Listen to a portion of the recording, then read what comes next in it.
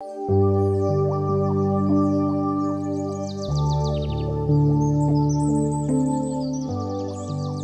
comme les êtres humains et les animaux, les plantes peuvent elles aussi bénéficier des bienfaits des fleurs de bac lors d'événements traumatisants comme le rempotage, les fortes chaleurs, un manque d'eau, etc. ou simplement pour une croissance harmonieuse. Choisir les fleurs de bac pour les plantes n'est pas aisé. Souvent, l'administration se résume aux remèdes d'urgence, alors qu'elles auraient besoin d'autres fleurs de bac. Le mieux pour les choisir est de revenir à l'indication des fleurs de bac. Par exemple, walnut, le noyer.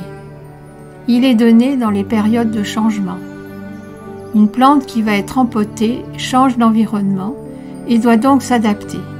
Walnut est donc recommandé dans ce cas.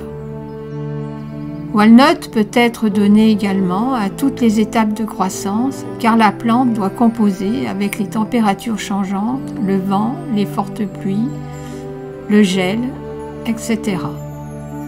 Star Bethléem est conseillé en cas de choc et de traumatisme. Il peut donc être ajouté à walnut lors du rempotage.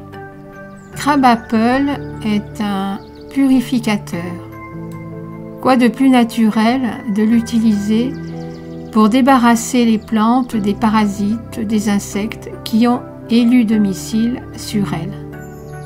Olive est conseillée en cas de fatigue. Hornbeam pour le manque d'énergie. Clématis pour les endormis. Donc ces 3 élixirs peuvent être donnés en cas de perte de vitalité quand la plante végète. Il y a plusieurs façons d'administrer les fleurs de bac aux plantes. Dans l'eau d'arrosage, ainsi elles seront absorbées par les racines, ou en utilisant un vaporisateur et en pulvérisant les fleurs de bac diluées dans de l'eau directement sur la plante. Dans les 2 cas, il est nécessaire d'administrer les fleurs de bac pendant plusieurs jours de suite. Pour une quantité d'eau inférieure à 1 litre, le dosage est de 4 gouttes pour le remède d'urgence, 2 gouttes pour chacun des autres élixirs choisis, sans toutefois dépasser 7 élixirs.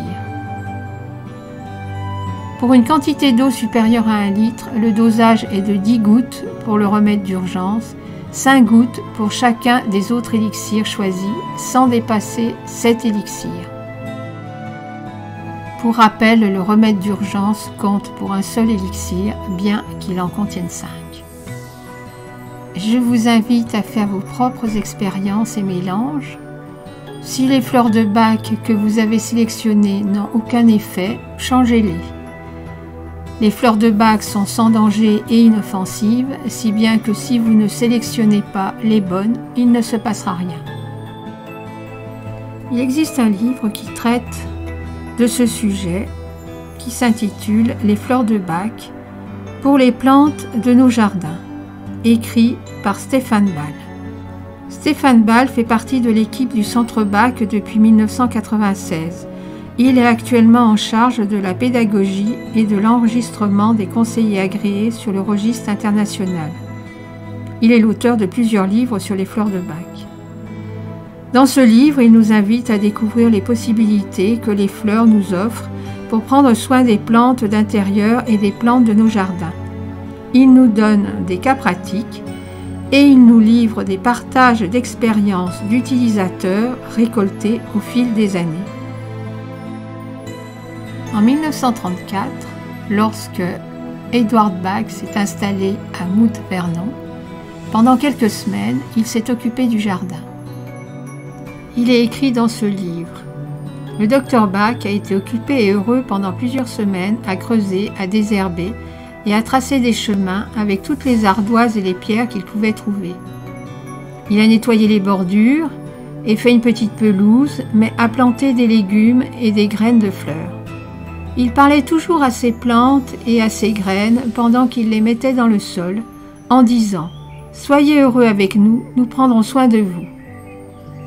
Tout ce qu'il a planté a prospéré, et a répondu rapidement et magnifiquement à ses soins.